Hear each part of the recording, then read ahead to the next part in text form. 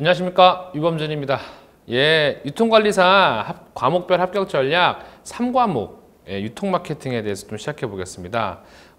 잘 보시면은 유통 마케팅의 경우에는 사실상 1과목과 마찬가지로 내용이 조금 쉽습니다. 즉 상대적으로 다른 과목에 비해 내용이 좀 쉽습니다.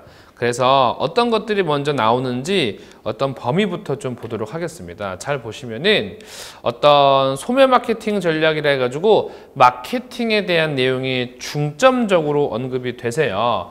잘 보시면은 여기 잘 보시면은 이런 게 있습니다. 시장 세분화, 목표 고객 시장 설정, 포지셔닝 이런 게 있습니다. 이게 바로 STP 전략이라고 하죠. 세그멘테이션, STP의 S. 목표 고객 시장 설정, STP 타겟팅, T. 그 다음에 STP 포지셔닝이라고 포지셔닝 그대로 가져왔습니다. STP 전략은 일반적으로 유통기업들이 쓰는 아주 일반적이기도 하지만 효과가 높은 그런 마케팅 전략입니다. 따라서 어떤 시장을 세분화하고 10대 시장, 20대 시장, 30대 시장, 40대 시장을 세분화하고 그에 따른 타겟을 정합니다. 우리 회사의 이미지는 40대에 맞아. 우리 회사의 이미지는 20대에 맞아. 그 다음에 포지셔닝. 그들의 마음에 자리를 잡는다라는 겁니다. 그래서 그런 STP 전략에 대한 내용도 우리가 시험에서 풀어내야 되는 부분들이고요. 네. 그 다음에 고객 충성도, 벤더 협력도, 저비용 고수익 구조, 고객 충성도라는 건 말 그대로 우리 흔히 말하는 로열티라고 하는데 한 번 고객이 평생 간다는 겁니다.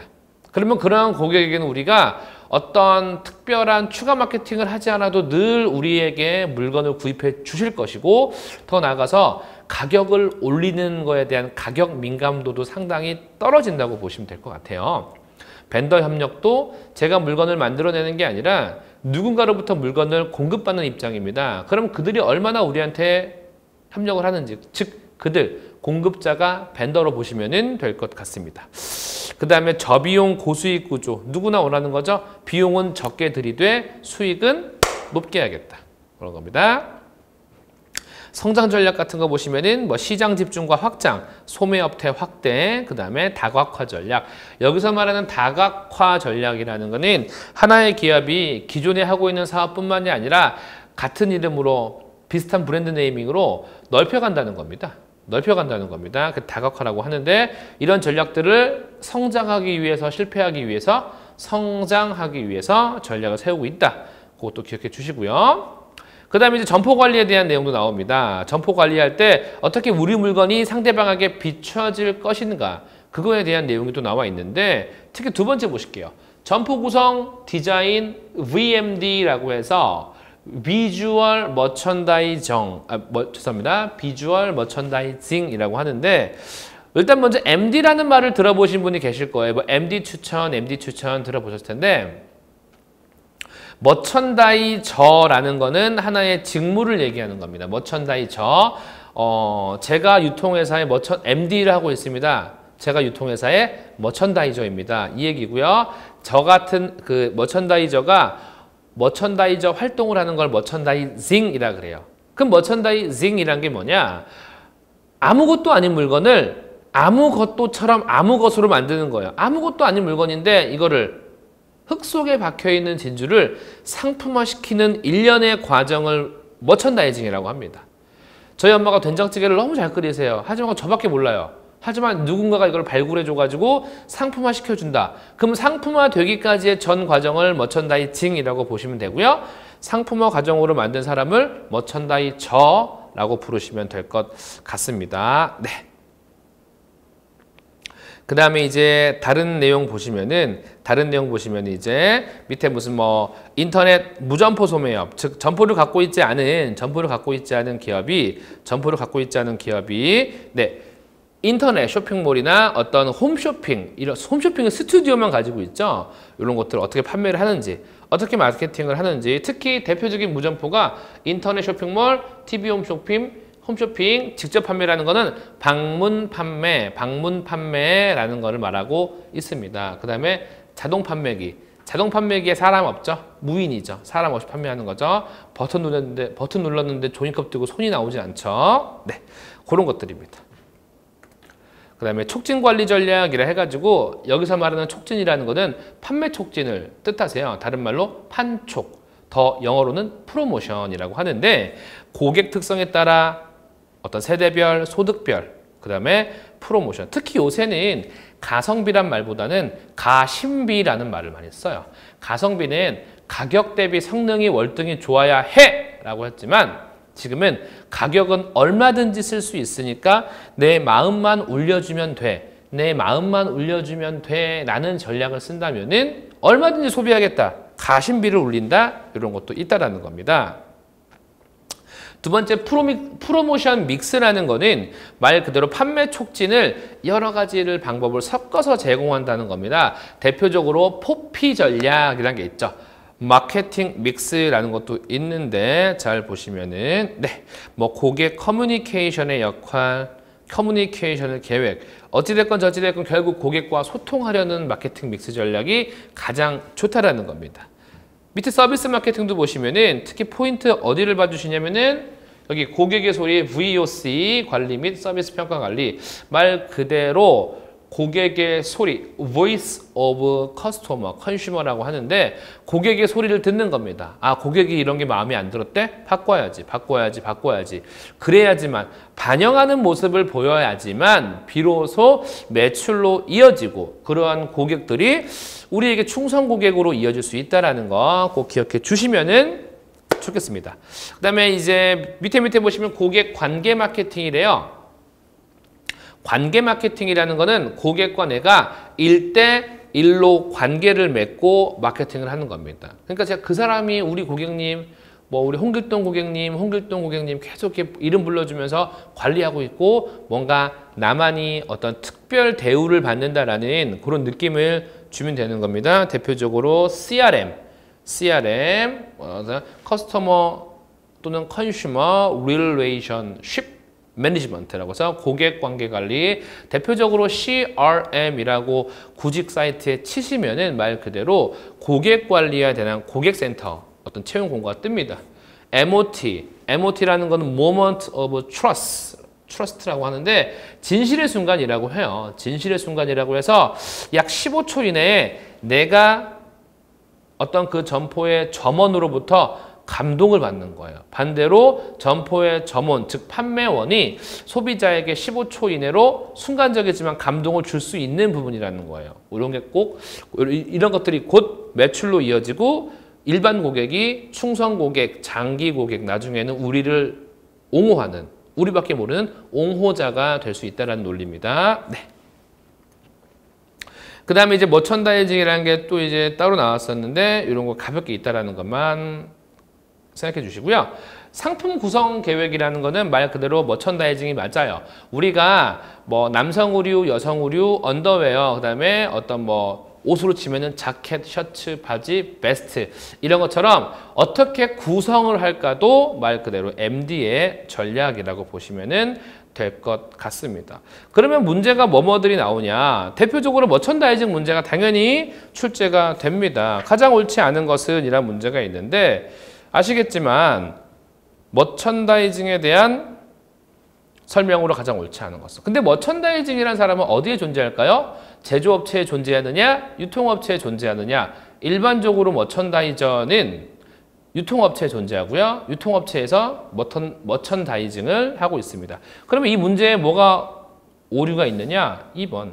제조업체가 적극 개입하여 머천다이징에 대한 설명을 하고 있는데 제조업체가 등장할 이유는 없습니다. 따라서 제조업체가 아니라 유통업체겠죠. 그런 개념으로 좀 기억해 주시고요. 네. 소셜 커머스, 여러분 소셜 커머스라고 해서 사회적 상업, 즉 사회적 상업이라 해서 누구에게나 뭐 공동구매라든지 그런 것들이 나와 있습니다. 아시겠지만 소셜 커머스는 과거, 지금이야 이제 뭐 일반적인 인터넷 판매 기업이 돼버렸지만 티몬, 쿠팡, 위메프는요, 초반에는 소셜 커머스 업체로 출발을 해서 공동으로 구매하여 쿠폰을 판매하고 그런 회사였습니다. 하지만 지금 이제 업계를 완전히 이제 판매하는 어떤 플랫폼 업체로 대규모 성장을 했죠. 그래서 소셜 커머스에 관한 설명으로 옳지 않은 것은 이라고 했으면은 아시겠지만 이 소셜 커머스 업체는 기본적으로 공동 구매가 기본 베이스예요. 공동으로 구매한다는 것은 대량 구매입니다. 대량으로 구매해서 싸게 제공할 수 있는 부분인데 3번 보시면은 판매자들과 협상보다는 주로 치열한 가격 경쟁? 아니에요. 판매자들과 치열한 가격 경쟁보다는 주로 뭘 위주로 하는 거예요? 협상으로 가격 하락을 유도한다는 거예요. 협상으로 가격 하락을 유도한다는 겁니다. 아셨죠? 협상으로 가격 하락을 유도한다는 겁니다. 그렇게 좀 기억을 해 주시고요. 또 이렇게 틀린 겁니다. 그 다음에 여러분 5번에 큐레이션 커머스라고 해서 큐레이션 커머스 들어보시면 계신가요? 우리 일명 구독 서비스라고 아세요? 구독 서비스. 요새 어떤 업체들이 있냐면은 의류 구독 서비스라는 것도 있고요. 롯데제과에서는 과자 구독 서비스라는 것도 있습니다. 대신 랜덤 박스로 제공이 되는데 어떤 큐레이션 커머스는 꾸준히 하나의 업체를 매주 매달 이렇게 정기적으로 이용하는 서비스입니다. 과거에 이제 우리가 신문 구독 같은 게 그랬었죠. 큐레이션 커머스. 그래서 우리 이제 쿠팡 같은 거 보면은 정기 배송이란 버튼을 눌러 신청하게 되면 아시겠지만 그렇죠. 좀 더 가격이 다운됩니다. 할인해주는 역할이 또 있었죠. 이런 것도 우리 문제에 나온다는 거 기억해 주시고요. 상품 이런 문제 또 이제 조금 어떤 또 정형화된 문제예요. 잘 보시면은 상품의 카테고리는 소비자 중심 또는 소매업자 중심으로 분류할 수 있습니다.